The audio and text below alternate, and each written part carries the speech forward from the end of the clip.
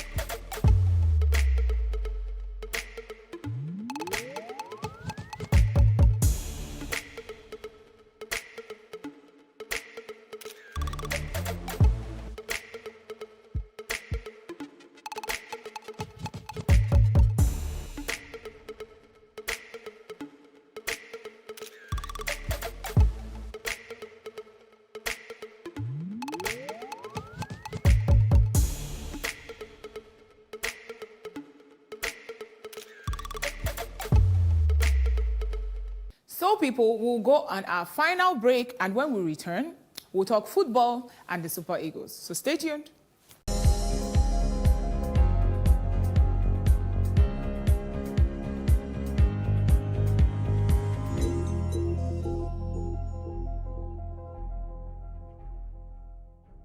Mona Lisa is all about me.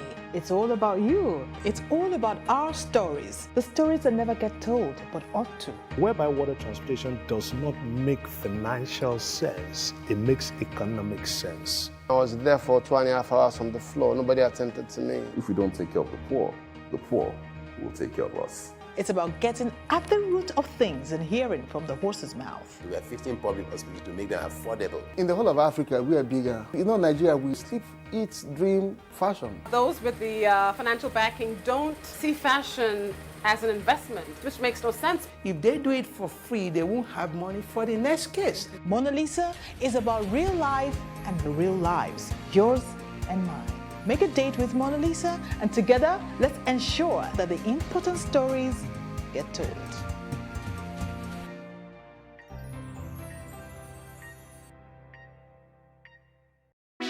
Hey, what's up, guys? You're welcome to another edition of Plus Event, and I remain your host, Ifeoluwa Oshukeye. Your absence isn't an excuse anymore, as Plus Event is all you need, as we bring you the glitz, the glamour, and loads of fun. Oh, definitely. Like, no question. He's a living legend.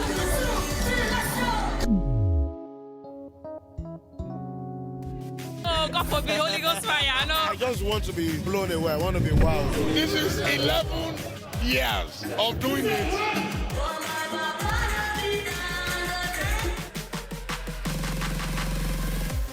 I'm surrounded by so much positivity. No, it's okay. Yo, what's up, my people? It's your boy Starboy Terry. You're watching Plus Event on Plus TV. Stay glued to Plus TV Africa every Saturday and Sunday, 4:30 p.m. West African time. Welcome to the final lap of Plus Trending this week. Yay! Remember, you can join the conversation by sending your comments to us on WhatsApp or dropping your comments on Twitter, Facebook, and Instagram using the hashtag #PlusTrending. Okay, now, to all sports and jersey or sports jersey lovers out there, this definitely will be good news for you, yeah? The Nike officially unveiled the new Nigerian kit for 2020, which many will agree is simply brilliant. It is a brilliant follow-up from the previous release of Nigeria's 2018 World Cup jersey. That jersey actually cut across the world of sports and that of fashion. Yeah, people almost wore them to church, I tell you. Now, look at the transition, yeah? Look at the transition of the Nigerian jersey over the years. Don't you just love it? Isn't it amazing? Of course it is. Now, Nike also unveiled the new jersey for the United States of America and, of course, for South Korea. And the jerseys are distinct, but they're beautiful. And they're beautiful because each of them have cultural significance and unique designs infused with their national colors. Now, the Nigerian home kit has a hand-drawn pattern which portrays nobility and family and is synonymous, actually, with the Nigerian heritage. Onaism, an artistic model of the Yoruba civilization in Nigeria, inspires the way kit. And it might also be the reason why many people may think that it looks like an agbada. You see those lines at the side? Yeah. Hopefully, this new kit would actually bring us some good luck, in the football field. Amen. Amen. Now, let's see some comments from social media.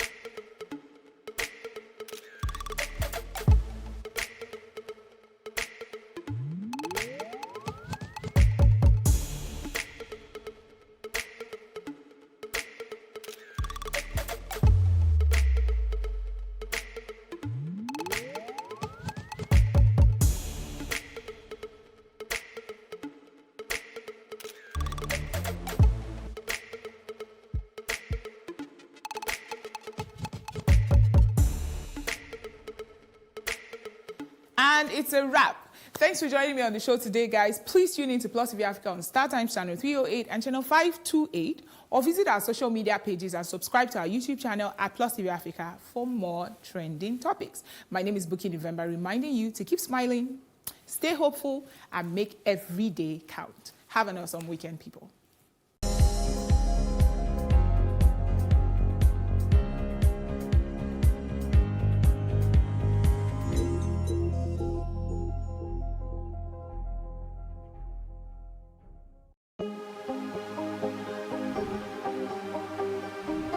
This is it for upcoming artists to blow in Nigeria.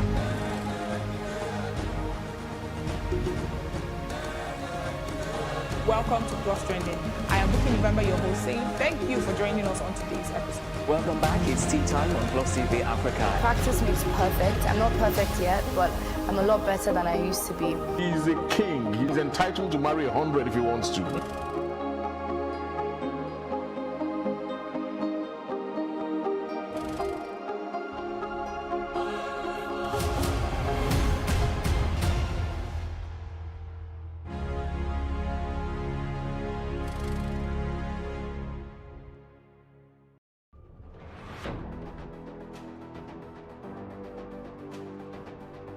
A lot of the jobs that exist today will not exist in the next 10 years. 10 years.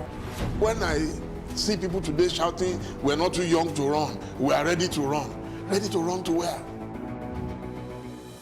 The people of excellence are, to a certain extent, being held ransom by idiots and bandits. Once you are in government, you believe everything you do is right. And once you are in opposition, everything the government does is wrong. And so it's time for us to take over power.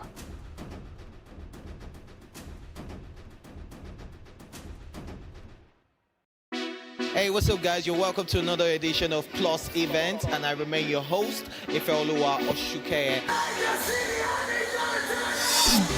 Your absence isn't an excuse anymore, as Plus Event is all you need, as we bring you the glitz, the glamour, and loads of fun.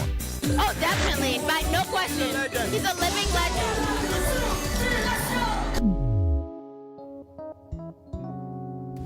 Oh, God forbid, Holy Ghost fire, no. I just want to be blown away. I want to be wild. This is 11 years of doing it.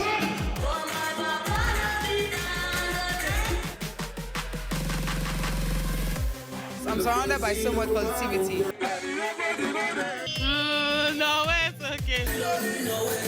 Yo, what's up, my people? It's your boy Starboy Terry.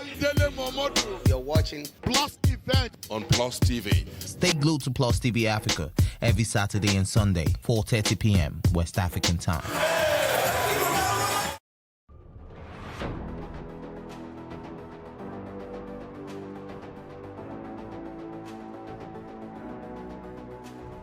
First point of accountability is asking questions. Hello and welcome to Plus Sports and Plus TV Africa. I am Udoka Njoko. Hi, everyone. Welcome to Plus Trending.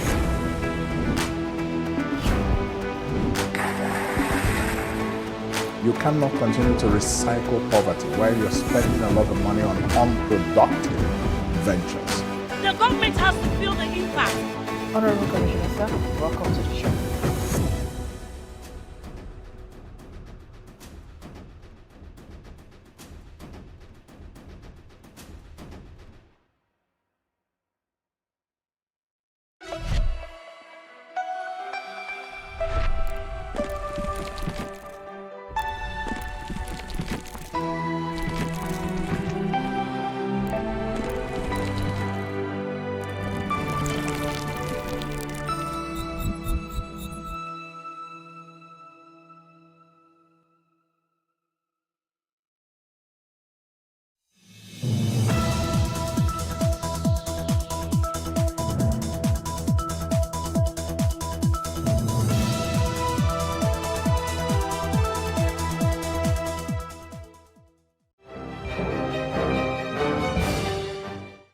And many thanks for joining us on News on the Hour on Plus TV Africa. Here are some of the stories making the headlines. The Supreme Court on Friday upheld the conviction of ex-governor of Taraba State, Jolly Iyame. The court, in two unanimous judgments by two panels, held that Justice Adebukola Bajoko of High Court of the Federal Capital Territory FCT in Gudu, Abuja, was right to have convicted both men in view of the overwhelming evidence presented by the prosecution led by Rotimi Jacobs San. The judgments were on the appeals filed by Iyame against the judgment of the High Court of the FCT given on May 30, 2019. In the May 30 judgment, the trial court convicted Iyame on 27 out of the 41 counts contained in the charge filed against him by the Economic and Financial Crimes Commission, EFCC, in July 2007. The trial court sentenced him to a cumulative 28 years imprisonment without an option of fine. Counsel to Mohammed Adoke, former Attorney General of the Federation, AGF, says his client has been taken to the Federal Medical Center in Abuja by the Economic and Financial Crimes Commission, EFCC. Adoke has been in detention despite meeting bail conditions granted by Federal Capital Territory High Court on January 30.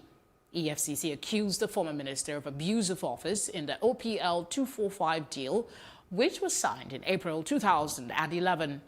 The anti-graft agency alleged that he collected 300 million naira bribe in September 2013, more than 2 years after the deal was signed. In a statement on Thursday, his counsel, Michael Zakome, said the court took cognizance of his client's poor health before granting him bail. While wondering why the anti-graft agency has not obeyed the order, the senior advocate of Nigeria said his client's continued detention amounts to persecution and not prosecution. The Independent National Electoral Commission, INEC, has cautioned warring political parties and politicians in Edo and Ondo State not to capitalize on the release of the timetable for the governorship election to further escalate tension in their respective states. The Commission advised that no one should see the disclosure of the election dates as a signal to commence the recruitment and arming of thugs and hoodlums ahead of the elections. INEC National Chairman Mahmood Yakubu gave the warning during a press conference to announce the date for the election, which was fixed for September 19 for Edo State and October 10 for Ondo State. The Commission's concern may not be unconnected to the escalating political tensions in Edo State, where the incumbent governor, Godwin Obaseki, is locked in a fierce battle with his predecessor, National Chairman of the All Progressive Congress, Adam Oshomole. Joining us now via telephone is Samson Osage, a former member of the House of Representatives, Edo State. Thank you very much for joining us. Yeah, thank you. It's nice being with you. All right, let's get to it. For some time, Edo State has been in the news due to the rivalry between Oshomole and Governor Obaseki. As an insider, what are the real issues? First and foremost, let me clear the misconception that the issues in the Edo State APC are not issues directly between Governor Godwin Obaseki and the national chairman of the APC. The media has misrepresented the thrust of the issues. Rather, the incumbent governor of Obaseki has declared a war of attrition against members and leaders of the All Progressive Congress right from the inception of his administration. You must have heard him say on a number of occasions that he's going to deal with anybody who hold political meetings, who dare to oppose what himself and his group of supporters let me interject and ask you, why would he declare war on the party that brought him to power? That is a question for him to answer. You must have heard a lot that he has said. He said if anybody who does not agree with what himself and his followers have decided have to leave the party. And I dare say he doesn't have such powers. He is a governor. He is entitled to ask for a second term. The only way he can achieve that is not by declaring war and becoming authoritarian. What has happened in Edo State is that an incumbent governor seeking a second term wants to have it by all means possible, including the declaration of violence attacking people with political opposing views, and the evidences are clear all over the place. All right, let me move away a little from the controversy itself. Still on it though, but from a different angle, not the politics at this time. The people, how is this affecting progress in the state? I am not the governor. Obaseki is the governor. Only recently, you are a citizen of that state. You would have observed how this rivalry is affecting the people of the state. The truth of the matter is that, in terms of security, Edo State have become most insecure on account of the encouragement of violence by the incumbent governor, whose responsibility is to protect life and property. In terms of development, there is nothing more to show for the huge revenues that have accrued to the state since the last 3 years. And that can entirely be because of the approach that the governor has decided to take towards the governance and the politics of the state. Okay, now that the electoral umpire has announced the date for election in the state, do you see a possible reconciliation, considering that both of them are from the ruling All Progressive Congress? Both of who? Oshomole and Obaseki. You didn't listen to what I said. There is no direct problem between Oshomole and Obaseki. The problem there is that the vast majority of the leadership and party members of APC are the people up in arms with Obaseki. Oshomole has consistently called for peace, consistently sued for reconciliation. You are not also unaware that the governor have rejected all reconciliation moves that have been initiated in the state. So it is not between him and Oshomole. My question is still valid. How will this play out for the upcoming election? Of course, there are processes, towards elections, towards primaries. And I know that after the announcement of the date by INEC, the various political parties, APC is not the only party in Edo State. I am sure the respective political parties will go and decide and roll out its own timetable for the conduct of primaries. And that is not the responsibility of Obaseki. It is the responsibility of the national leadership working in conjunction with the state chapter of the APC to decide the programs and the agenda towards the organization of the party primaries. All right, Samson, thank you very much for your time on the news this evening. Thank you so much. It was a pleasure being with you. It's been a pleasure having you as well. All right, we go to other stories now. The Inter-Party Advisory Council of Nigeria, IPAC, says the decision by the Independent National Electoral Commission, INEC, in deregistering 74 political parties without observing due process and provisions of the law. Similarly, the Allied Congress Party of Nigeria, ACPN, said the deregistration exercise was an attempt to preempt the outcome of the appeal it filed against INEC at the Supreme Court. The national chairman of ACPN, Ganiyu Galadima, in a statement issued in Abuja, said the deregistration was in bad faith and unacceptable to ACPN. The Sultan of Sokoto, Said Abubakar, on Thursday blamed the northern elites for allowing some youths to float what they called Operation Shege Kapasa. He urged the regional leaders to caution the youths. The Sultan spoke at a Northern security meeting in Kaduna on Thursday. The coalition of Northern groups had unveiled the symbol of the security outfit on Wednesday in Kaduna. The Sultan said he saw it on the television and that the media gave them attention. Now, the elders allowed these youths to go forward. He remarked Abubakar also expressed concern over the 50,000 orphans in the region as a result of the Boko Haram insurgency. The news will continue after this short break. Stay with us.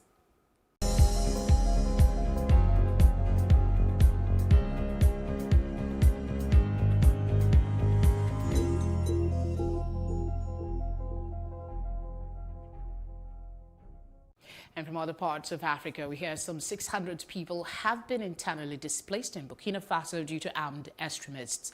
They have fled the northern eastern regions of the country to neighboring provinces.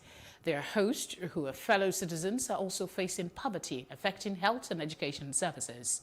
The UNHCR provides shelter and basic relief items, as most of the displaced have fled empty-handed. The Centre-North province of the country is sheltering most of the displaced. It is estimated that 28,000 more shelters are needed right now. Up next is a foreign news.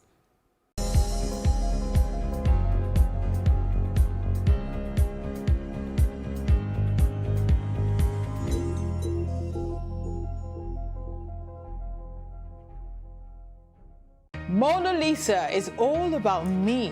It's all about you. It's all about our stories. The stories that never get told, but ought to. Whereby water transportation does not make financial sense, it makes economic sense. I was there for 2.5 hours on the floor. Nobody attended to me. If we don't take care of the poor will take care of us. It's about getting at the root of things and hearing from the horse's mouth. We are 15 public hospitals to make them affordable. In the whole of Africa, we are bigger. Nigeria, we sleep, eat, dream, fashion. Those with the financial backing don't see fashion as an investment, which makes no sense. If they do it for free, they won't have money for the next case. Mona Lisa is about real life and real lives, yours and mine.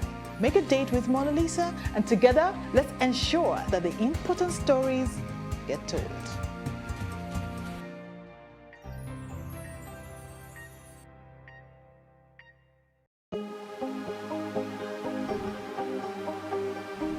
This is it for upcoming artists to blow in Nigeria.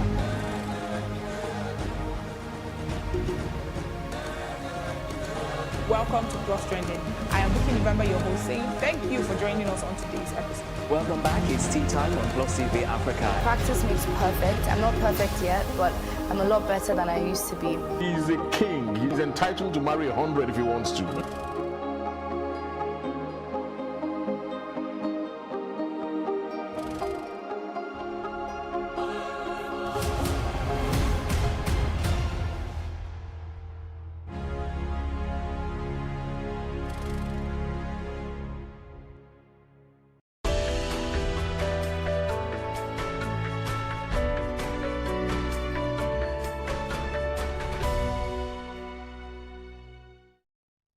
The U.S. military has killed al-Qaeda leader Qasim al-Rimi, the jihadist leader who claimed responsibility for the deadly shooting at Naval Air Station Pensacola in Florida, where 3 American sailors were killed by a Saudi aviation trainee.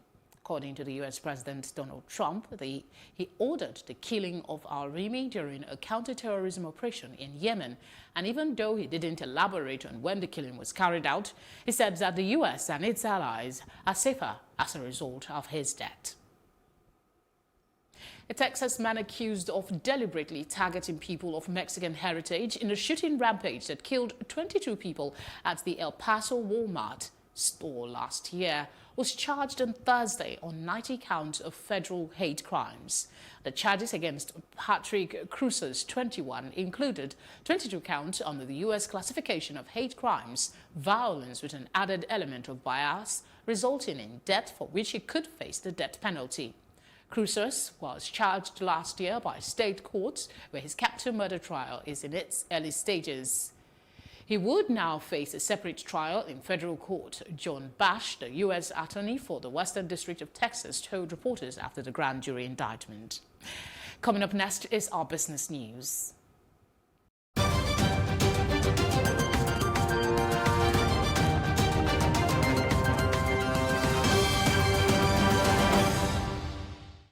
The presidency has announced a new visa policy for Nigeria. Its aim, it says, is to attract innovation, specialized skills, and knowledge from abroad to complement local capacity.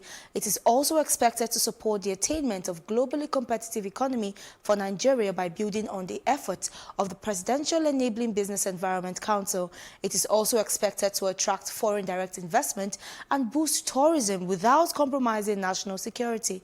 In his remarks, the Minister of Interior, Ralph Aregbesola, said the visa policy took into consideration specific needs of foreigners who would want to visit the country without compromising the security of the country. Some of the features of the NVP 2020 include visa on arrival for African Union nationals, increase in the classes of visas from 6 to 75, creation of visa codes for all classes of visas, and introduction of the e-visas. To look at the business and international dimensions to this new policy, Ambassador Wallace Williams joins us in the studio. He's a renowned poet, Pan-Africanist, and Honorary Consul General of Antigua and Barbuda to the Federal Republic of Nigeria. Thank you so much for joining me. Thank you very much for having me. Yes, certainly. I know you're aware of the new visa policy in Nigeria. The aim being, one, we have to attract innovation, specialized skills, knowledge from abroad to complement what we currently have in Nigeria. Do you see that taking you? Yes. Very positive. It's long overdue. First to begin, let me just say thanks for having Antigua and Barbuda being featured. We are part of the African Union now as the sixth region of the Caribbean is now the sixth region of the African Union. And just to say that Antigua and Barbuda is following in similar footsteps. We have visa on arrival because for tourism and for the drive for manufacturers to come, you know, we are making it easy for Africans and other countries to come to the country. So it's a welcome news for Africans and Africans in diaspora. I think the government realizing, for example, that Ghana has opened up its country with visa on arrival, making it easy for African Americans, Africans in diaspora, and Africans within the continent to come. It is looking at that issue that Ghana will probably run ahead of Nigeria if they don't do that. On the issue of getting skills in, there are so many African Americans and others who have skills that would love to come to Nigeria and promote those skills, which will enhance the economy and which will give us innovative edges, especially in software, etc. There are so many of that in medical, etc. That's also good. The aspect of security and insecurity, that has to be dealt with at the border. As you're coming in, they still have the right to refuse you, right? But you can be vetted at the border, and you can also be tracked, I suppose, if you have proper architecture, security architecture in place to ensure, you know, from cybersecurity to, you know, tracking, that the individuals who are coming in are going to be there for good reasons. If you have any reason to suspect that they're not going to be enhancing positively your country, you can ask them to leave. That is before they get in, or if you track or realize that they've got into some sort of misdemeanor, they can also be deported. In terms of financial remuneration, which is certainly a challenge for some people, where, you know, you're either underpaid, do you think the government would also put this into consideration such that if anyone has to come all the way from their country to come and support whatever is currently on ground, then, you know, the financial remuneration would complement whatever skill they're bringing on board? Well, obviously, if they're coming to work for a foreign company, they should be paid the kind of packages that they pay their people abroad. I'll tell you an example. In Ghana, for example, I was there heading a conference on oil and gas and found out that the foreign company was bringing their own welders, etc., and paying them in dollars whilst they're paying Ghanaians in cedis, and almost 1/10 or 100th even, in some instances, what they will pay their foreigners. So I think if people are coming and they're going to be working for a foreign company here, they must be remunerated with the same packages that they pay expats. So do you potentially see this boosting our business relations between, you know, Nigeria and other African countries? Of course, of course. I mean, it is part of what I, as a Pan-Africanist, a staunch Pan-Africanist, and as a founder of Africacy, which is Africans doing it for themselves, by themselves, African solutions to African problems. And that is the mantra of my organization. We need to open up travel, intracontinental travel, and we need to open up the right to be able to go and work in each other's countries. In the Caribbean, for example, they have CARICOM. And CARICOM allows members of the Caribbean community to go to each other's country. Once you're skilled, you know, and go and offer something positive. So some skills may not be resident in that particular country, but you can go to another, you can get another Caribbean country member to come and work with that particular skill. It might be in medicine, it might be in computers, it might be in meteorology, something specific that the country may be too small. And economic ties grows from well, there. not only that, you may not have had accelerated education in specific skills areas. Everybody will have probably the basic education, but specialization in certain areas. Some countries have more than others, like, for example, Yes, Trinidad and Tobago, Jamaica, Barbados. They tend to have more, what I would call different skills sets than a smaller country like, say, Grenada or St. Lucia, who may just have, just enough of a population to skill set for what they need, but when something specific comes up, they may have to borrow from the other CARICOM countries. So it's the same in Africa. Nigeria may want some specific skills from South Africa. South Africa may want some specific skills from Nigeria that we're good at. Well, moving forward, you realize that while the federal government is also looking to get more foreign direct investments from the international community, security still remains a major challenge in the country. And as you well may know, investors are also looking for safe havens to deposit their money, so that taking it out would not be a problem. Yes. Well, I think that borders on the financial system. That borders on companies and profits. If you come into a particular country and the financial system says you can come, you have tax holidays, you can make your profit, you can leave with it, I don't think security becomes the challenge. I think it's the financial security you're talking about. But if you're talking about security general, that's another matter. Because, I mean, when you compare, and that's why you see that we have more foreign portfolio investment coming into the country than foreign direct investment. This would, when you talk about the foreign direct investment, we're talking about building of infrastructure, or, companies, manufacturing companies that would now bring about more jobs. Foreign portfolio investment, you can take out your money if it's in the stock market. But then this is what we need here in Nigeria. But investors, I don't know. Well, what confidence do they have? I think we have to have a different approach. Manufacturing, yes, does provide more jobs, and you have to look more in the medium to long term for return on your investment. As a businessman, I would say that is what a manufacturer would look at. I think what manufacturers have to do is perhaps, and I have to again mention the Ghana model. What Ghana has now said and done is that every industry coming into Ghana must be in a specific location and must partner with the locals. So that way there is longevity for that manufacturing company. There's involvement. There's involvement with the locals. The locals have an interest in that company remaining and staying because it's providing jobs in their locale. So maybe Nigeria needs to adopt that policy. You come in as a manufacturer, yes, we give you safe haven, we give you tax holidays, employ locals, not bring your own people and then you leave when you think, things are getting a little bit too hot for you and you have made enough money and you run away. No, come in, partner with the country and the locale, and don't have too many of the same concentrated in the same area. So we have 36 states, 36 different types of manufacturers should locate in locales. So you go into a particular locale in that state. Even if you're going to have another manufacturer in that same state, it must be different. So perhaps you're doing tomatoes in Benue, tomato juice, somebody else does mango, somebody goes to where they have the oranges, the Arabic, gum Arabic, etc., and they are partnering with the locals, the local farmers, etc., who may form themselves into cooperatives, and they're also employed in the factory, and they're learning skills. Nigeria has reduced the cost of visa charges for citizens of the U.S. from $180 to $160. And on the other hand, we have the U.S. placing, visa restriction on for immigration on Nigerians. They may know a little bit more about a particular country, why they place these restrictions. Is it a security issue?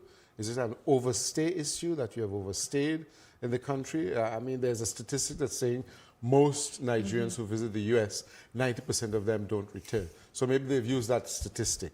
A lot of Americans who have come here have mentioned that maybe in the areas that they have gone to, there's a security risk. They would have taken that into their consideration. So all those things they'll put in consideration and say, yes, and say, okay, these countries, for this particular time period, maybe it might be 6 months, maybe 3 months, a year, let's monitor the situation and talk to the government. They have backdoor diplomacy.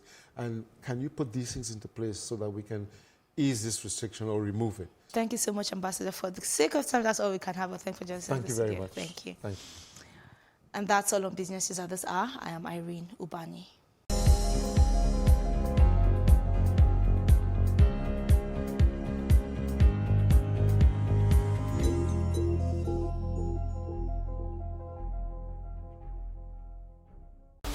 In a world of overwhelming voices, where everyone has something to say, it is important that we bring the core issues to the fore. As we lend our voices to inspire, inform, influence, and provoke your thoughts and action. We want to hear these issues and know what you are saying. This is not just women talking. It is an evocative program that touches the core of our existence. We take on topics some may consider taboo and want to sweep under the carpet. We understand that what touches one touches all. We know you have a lot to say, so let's hear you.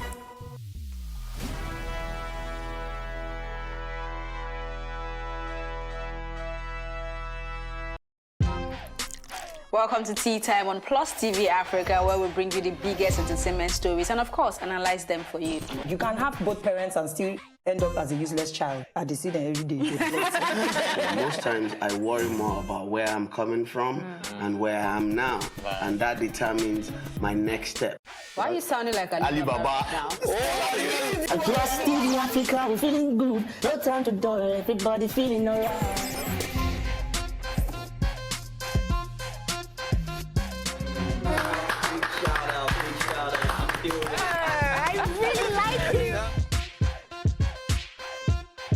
I still make music and people are still buying. Sometimes I look myself minimal IU.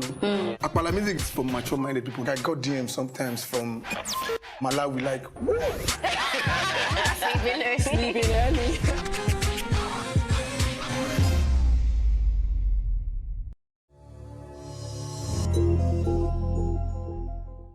We go to entertainment news now, where Chris Brown has been ordered to pay sanctions to the woman suing him over an alleged rape at his Tanzania, California home in 2017. According to court documents, a Los Angeles judge has demanded the singer pay $2,500 to the unidentified accuser while setting a date for Brown to be deposed. The plaintiff filed a suit against Brown and an associate, Lowell Grissom Jr., claiming the singer tried to ply her with drugs during a house party before his friend sexually assaulted her. He has denied the allegations. The Jane Doe recently asked the court to force Chris to sit for a deposition, and the judge overseeing her case has agreed, ordering the star to meet with lawyers on February 19, 2020. The news comes just days after Chris' lawyers filed motions to drop him as their client, insisting he failed to meet his obligations under their contract. And that is it on entertainment. To bring you sports news after this break.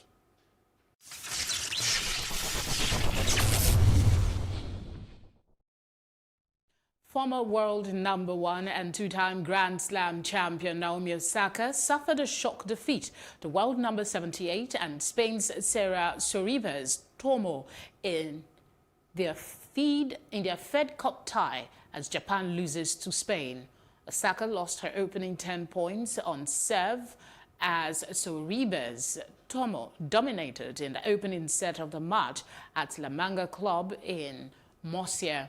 The Japanese player, who have dropped in the world ranking to number 10, led 2-0 in the second, but Sorribes Tormo came from behind to win the set, playing on clay at the Centro de Tenis La Manga Club.